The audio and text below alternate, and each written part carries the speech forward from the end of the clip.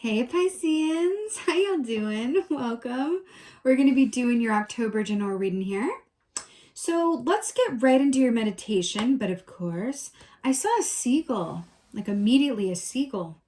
And seagulls to me are about messages, information, communication, offers. And there's also this seagull was sort of showing me how it rides the air pockets, and it could just kind of, I just saw it and I heard the song Sailing. Sailing takes me away, something like that, sailing. And I saw it riding these air pockets. And by doing so, it was able to just catch the wind over and over, so that it wasn't a whole lot of effort, right? Interestingly enough, I was super happy. And I saw that there was like this aspect of like flying over different parts of your past in your life, but just flying above it in these air pockets of non-resistance, right? And ease, really. And then I saw this corset it was really interesting, not something I've ever seen before. But I saw someone trying to fit this seagull, and the seagull was the Piscean collective, into a corset and trying to constrict it and tie it and mold it into this boned structure. And I saw it breaking free and going to fly back out there. And then I saw it landing on Circe's island. This is fascinating. So Circe is from Greek mythology. I encourage you, if you feel so called, to look her up. She's got a really very, very enthralling story. But Circe, in my opinion, her badassness lies in the fact that she was 100% unafraid to be her wild, untamed, perfect, crazy, weird self alone on an island. She is a really particular energy around. I feel like she represents the wild person untamed, whether that's masculine, feminine. So it's really interesting. I feel like there's an aspect of you that is really wanting to break free or go the path of least resistance. And it's about tapping into your own individual magic that exists outside of societal structures or what you've been taught or raised to believe. There's this feeling of going your own way and catching the wind that feels really charged and happy. Yeah, seagull. Interesting. Okay, let's get your animal energy here, Pisceans. All right. Interesting. All right. So we got the spider here. Really interesting energy here. Little earth coming to ground you down here. So the spider. So first of all, we're talking about October. My favorite holiday, Samhain, or aka Halloween, is in October. So I like that we're getting the spider. Get a little spooky vibe here, very seasonally appropriate. So spider energy, it equates to the 10 of Pentacles, right? Which is about long-term thinking and planning, but also ancestry, where you come from. And we were just talking about existing outside of maybe things that you've been taught or societal structure or whatever that is for you. So that's really fascinating that this is coming up here. But this is about, an eye on long-term prosperity and being set up for the long term and a way that feels emotionally fulfilling and financially stable.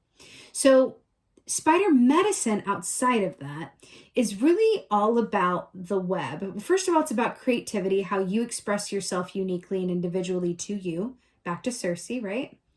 But also the web represents giving and taking in equal measure. Now, this has been something that has come up a few times in this round so far about your relationship to giving.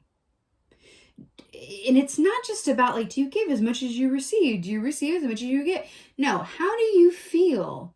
And this could really be looking at it from a few different lenses. Like, how do you take a compliment? Right? What's your relationship to reciprocity or generosity or your self-worth? What is that about? There's something in that for you, but this feels a lot about family, about ancestry, about generations, about an eye on the long term, and also your creative life or work that for you isn't a job but a career, because spiders are also associated with writers, people who are gifted with the written word, which also makes sense too with the seagull, because we're talking about communication and messages and all that jazz. All right. Let's see what's going on for you. Oh, well, that just popped. Pop, pop. Aha! Suki. So we have the wisdom teacher here. So this equates to the hermit. So right on, you guys. Equates to the hermit. So this is an aspect of, connecting in with the teacher within you and or around you for wisdom and insight. This is a search for clarity. This is a search for meaning and purpose and perspective, okay? But Virgo is also very much about attention to detail and the ways in which things are done. Virgo energy is very much about structure, right? It's similar to the Hierophant, but it's a bit more spiritual in nature, right? But this is very much about structure. If we think about Virgo energy, that's really about everything has a place, and there's a way to do things that allows for, maximum, the optimal operating system, whatever that is. It's like, how do we make this work the best that it can? How do we get as organized as possible, right? What are the details here that we don't want to miss? Dotting our I's and crossing our T's. That's Virgo energy. With that hermit aspect, it's something that is definitely internal, but this can also be an aspect of you that is a spiritual seeker and really you're having a lot of questions that you would like some answers to as well. We're talking about ancestry, family, generations. I saw parts of your past that you were flying over. I actually saw when you were the seagull, I actually saw a child's birthday party, and I saw you kind of flying over it. And it felt like a piece of your past. And then we have this child here with the hermit. So you could be walking down memory lane or looking to it feels like they're both happening simultaneously with kind of the past and the future, interestingly enough. But the wisdom teacher asking those questions, considering things. Here we are. All right, here we go. So we have Three of Swords here. So, right. Traditionally speaking, Three of Swords is about heart pain, right? It's that restrictive tension of the heart, emotional sickness, all of that. But what's interesting here and how it's depicted here is that, do you see these like chains or shackles that was attached to this man here? He's literally cut them away. So what were we talking about? Remember that corset I saw that was placed on that poor seagull and restriction? Now, I don't think anybody ever belongs in a corset, but especially not a seagull, good Lord. So it just felt, and if we think about the corset too, Circe as an energy represents the anti-corset. I mean, she'd wear a cloak all day, every day, but the anti-corset, the anti-society, the how things are done quote. So that's coming up for you here as well. This Three of Swords with the breaking of the shackles and the chains and this feels very pertinent for you guys, but I feel like this is a releasing. This is a releasing of emotional kind of aspects of turmoil or thought processes within or nearby that are more harmful to you and more unnecessary than necessary, right? For me, Three of Swords is very much about the past. Because we fear what we've already experienced in a way, in some way, shape, or form, whether it's past life or this life. But we fear what we have reason to in terms of like we've either been through it before, we're afraid it's going to happen again, or it happened to someone we love, so we're afraid it's going to, whatever that is. So there's an aspect here of allowing yourself to be free from some of the fear or pain that has been affecting you. And there's this aspect, there's this push and pull of like the past and the future. And you're being asked to kind of exist in orbit for the time being while you kind of gather this information, hit these air pockets, and just be in a place of flow and ease, right? There's something about that. Wow. Wow.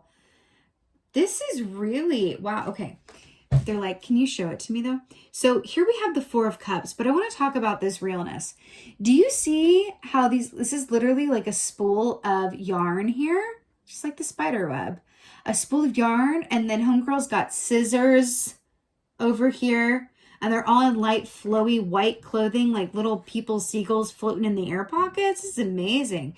So traditionally speaking, infinity symbol down here, traditionally speaking, Four of Cups is a sort of dissatisfaction with the way or the timing in which something is or is not happening. But it is dissatisfaction. This is kind of that meh, that feeling of like meh, right? It's that aspect. But there's this feeling here of taking pleasure or finding the, I love how she's like literally floating. It looks like in an air pocket.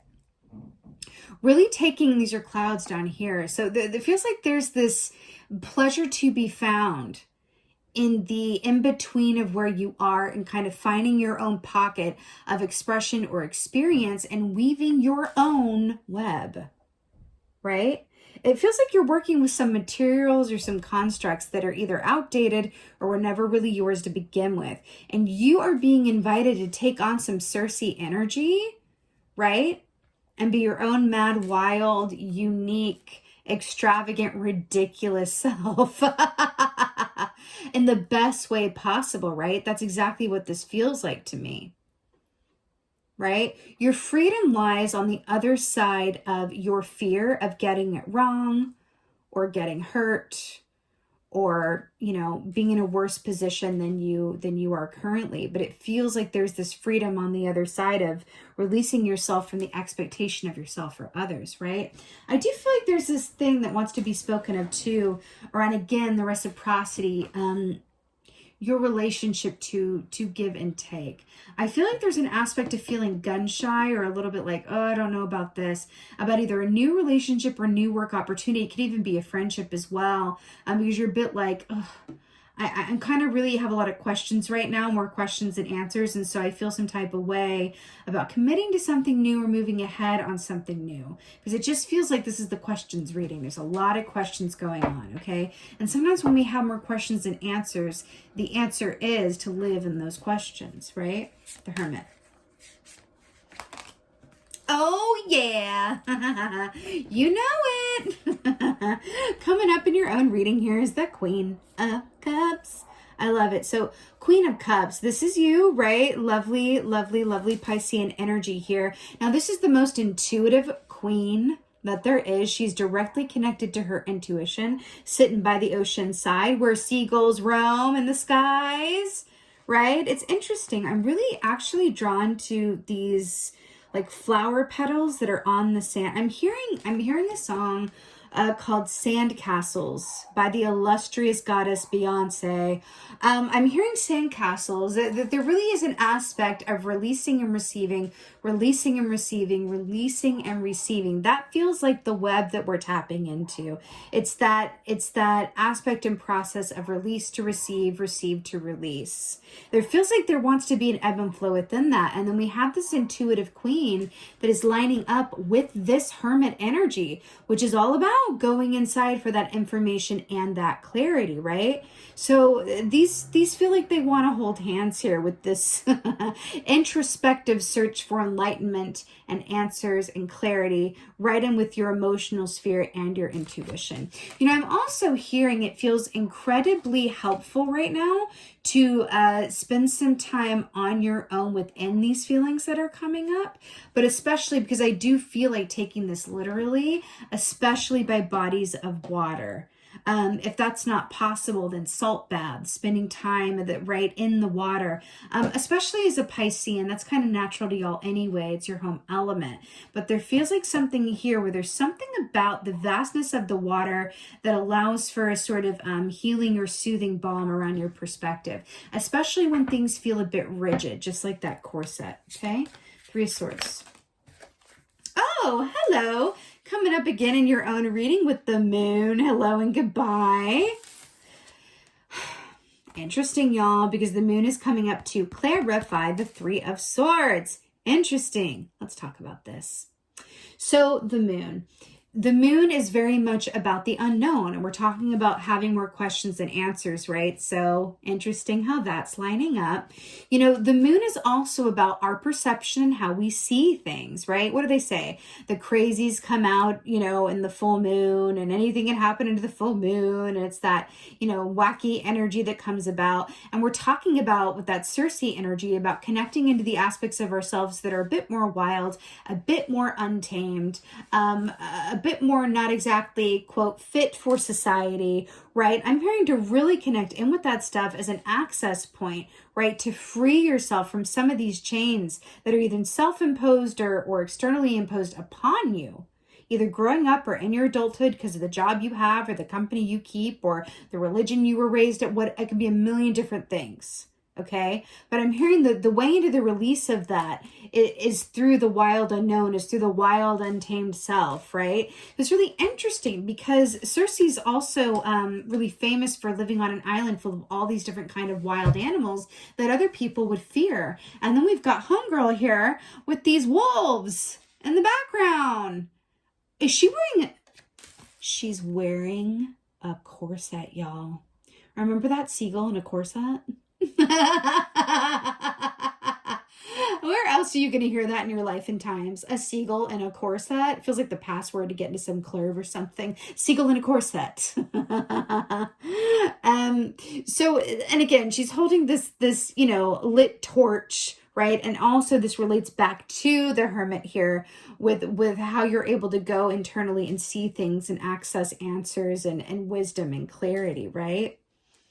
I'm really hearing it, really connecting with the parts of you that are just untamed and not fit for the public eye. I feel like that's the way in. It's kind of an offshoot of Eat, Pray, Love, but it feels a bit more intense or a bit more, you know, magical with it. It feels really lovely. I'm also hearing ritual. Your personal ritual can be, you know, a lot of different things, but sometimes it helps to just, because what I'm seeing with this Three of Swords, because I'm really drawn to these flowers growing out of the ground, what I'm seeing with this Three of Swords is, do you ever write down things that you want to release and then you send them, you know, you burn them or send them off to sea or the equivalent?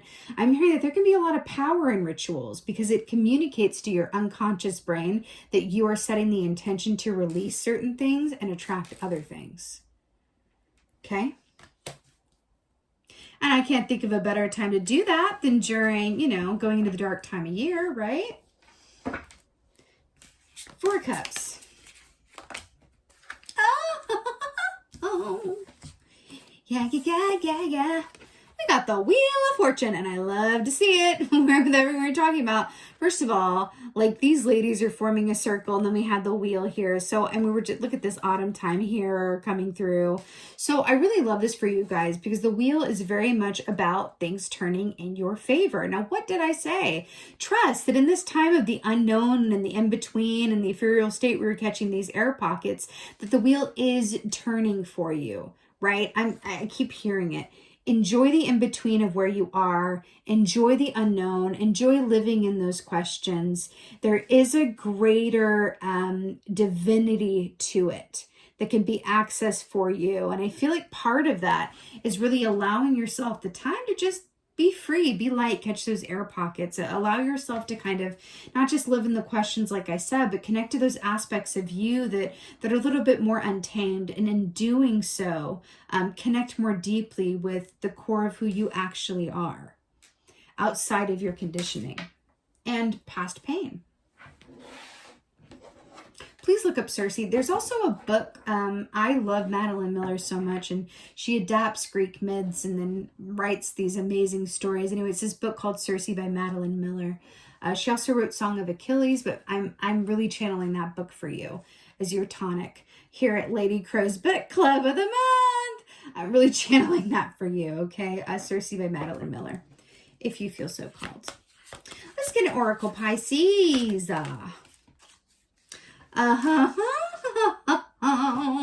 So amazing. So we have the Keeper of the Scales, fairness, balance. So let's talk about this. What were we talking with the web? Right? Fairness, balance. What were we saying? What's your relationship to giving and receiving? How balanced is that? What is that? Keeper of the Scales. And then Queen is wearing white here and kind of going, right? This is really, really interesting. It feels like there is a sort of initiation that's not being talked about directly, but that I'm picking up on. I feel like there's an aspect of you. I know that's a bit of an intense word. Like, what you mean I'm about to be initiated into what? But it feels like an initiation where you're kind of going from one aspect of yourself that is operating subconsciously from your past experiences into a more fully informed, more present, I want to say in control almost, version of yourself that is coming from a much more mindful, deliberate place. If you have been in a place where you've been more of an experiencer, meaning you've been having, experiential times of like, this is happening, I'm in it, but you're not necessarily coming from a place where you feel like you're driving the car or both of your hands are on the wheel. So if you feel like life has been happening at you, or there are certain events in the past, whatever, some years or whatever, time frame that is for you. It just feels like, wow, a lot's gone down. I feel like a lot happened that wasn't within my control or wasn't my choice. And right, if that sounds like you, it feels like you were being initiated into a new time where you're being asked to kind of sit with what comes up around those memories and around that past and around childhood or the children in your life. There's something about that. And, look to reconnect with the aspects of you that, give and take in equal measure, and with full confidence, because it really feels, again, like there's this aspect of what's your relationship to giving, what's your relationship to your own self-worth. Do you allow yourself to be compensated as you are worthy of being compensated? And on the other, end of that, what's your relationship to generous giving? Are you an overgiver? Are you an overgiver? Right? Really just asking those questions back to the Hermit and the Queen of Cups here. What's your relationship to that? Right? Because there's something that feels back to balance. It feels a bit imbalanced around your relationship to giving. And also it could be really your relationship to yourself. Now, the universe will only bring us new and wonderful things once we have demonstrated that we are balancing what we already have going on well enough. I mean, it is a dance. Okay. But that's when we manifest new things, right? Is when we're demonstrating that we're, in a flow and achieving at least some sort of balance already, or else it's not going to introduce new stuff. It's like that saying where it's like, you're never gonna, be given more than you can handle. And there's something to that. Think about that in terms of just, energetic, like physics or basics, right? If you have a full plate, then the stuff that you manifest, the plate's full, it's just going to bounce right off, or it's not going to stick the landing. What can you release that's maybe an impediment or that is countering your energy to, what good that you haven't quite manifested yet, but you would like to? What's that about? I just heard moving. I do feel like, because the Ten of Pentacles, back to that, is very much about the home and the family and the physical space as well. I do feel like some of you guys, there is something around the home, where and how you live, and someone's of a mind to kind of create an optimal space that really suits them and their fabulous Circe Island wild animal selves, right? I also just heard Apollo. So it's a very Greek, this reading, but Apollo, the sun god, there's also an aspect of that energy here for you as well. And it feels like there's a point of, moon and sun, illusion and clarity, disillusionment and enlightenment. It feels like you're dancing between the two states of being for this month, but I feel like that's perfect. I feel like that's brilliant. I feel like that's exactly the money in the ticket, because it's not just about, like, the road is not one straight line. It curves, there are detours, there's roundabouts, okay? That's what it is. So I feel like the more that you can embrace your path, whatever it is, for the time being, not only the better time you're going to have getting to where you're going, but it's also allowing, right, the wheel to turn and move for you. And the way that you are co-creating that wheel turning so you can manifest bigger, better, wonderful things is to also just allow yourself to be where you are without expectation or judgment of yourself and others. That's what it is. I feel like that's what these queens are doing in this Four of Cups. We exist with the yarn and we weave. Like, that's very much what it feels like. But like, live. That's what it feels like. And it feels like I hesitate to say this, but it's what's coming through. I'm hearing that saying that a lot of parents will say this to their children, like, you can either do this the hard way or the easy way. It's up to you. Like, I'm hearing that, and I'm hearing it's true for you. You can either go about this time, period of like the hard way of like, kind of a discomfort of around change, or like your relationship to give and take, or maybe you feel your relationships aren't as balanced as you would like them to be. Or you can go about it the easy way, where you accept them as they are, see what is keeping you in a reactive as opposed to a responsive state, especially if you're manifesting the same lessons over and over. And then by being willing to look at them in the light of the moon, or through shadow work, or your subconscious, or meditation, that's all the moon energy, you're able to observe them and then have power around them to release them. That's what it is. You got to see it first, though. You got to be willing to look at it first, right? Also, wolf energy is very much about your instinct and trusting yourself without overthinking it, okay? But this is lovely, Pisces. I do feel like there's an aspect here where you have been asking for something or some things, or wishing for a certain life. And this is the way to that. And this is saying, like, in the meantime, right? There's an aspect of this is the path to take that is more ease-filled and gentle. And I'm hearing you deserve a break and a rest, and to go a little bit more gently and slowly. I'm hearing free period, like you used to get in school. Like if you ever had like a free period or a study period, this feels like a free period.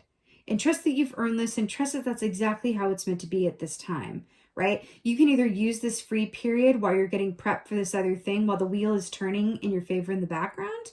You can either use this time to, like, do busy work, and the equivalent of like, like staring out the window and wondering why there's not more going on in your free period.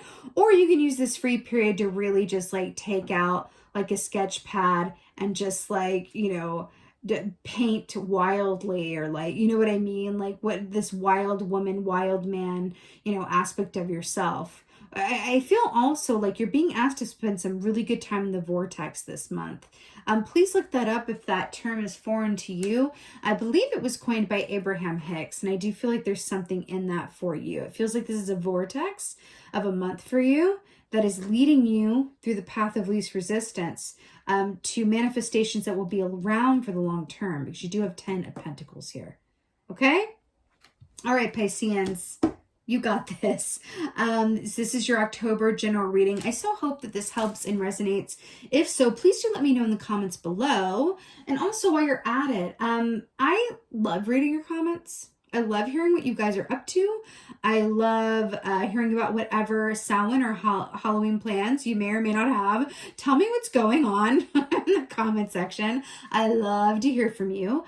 And with that being said, just thank you. Thank you guys so very much for being here. And as always, and most of all, just thank you for being you. And be well. Until next time.